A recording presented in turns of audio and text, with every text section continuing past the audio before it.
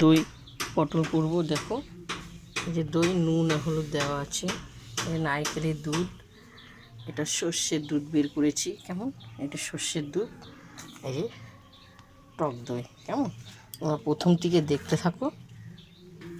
তেলটা গরম হয়ে গেছে, আমি এলাচ দিয়ে দিলাম। কেমন, আমি পটলগুলোরে মুখে তেল গরম হয়ে গেছে, এটা ছেড়ে দেওয়া হবে। কেমন, লাল লাল করে ভাজবো, সব লাল লাল করে ভাজতে থাকবো, লাল হয়ে যাবে।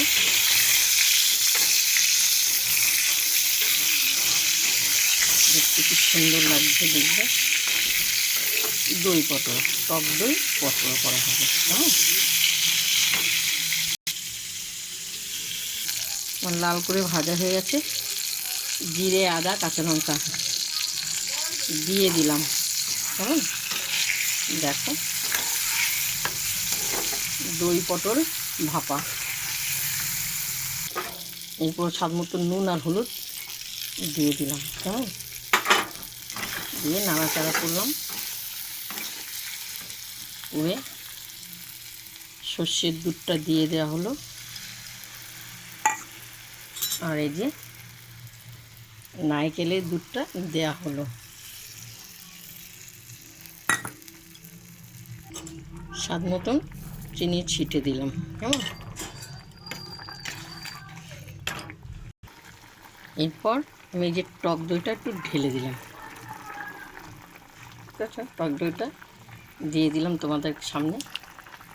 দেখো খুব সুন্দর দেখতে, খেতে লাগবে অসাধারণ। প্রথম থেকে লাস্ট তোমাদের রেসিপিটা দেখিয়েছি, পটল দই ভাপা। দেখতে পাচ্ছ, তোমাদের দেখি ভালো লাগে তোমরা লাইক দিও, শেয়ার করো। কেমন, অসাধারণ অসাধারণ দেখতে হয়েছে।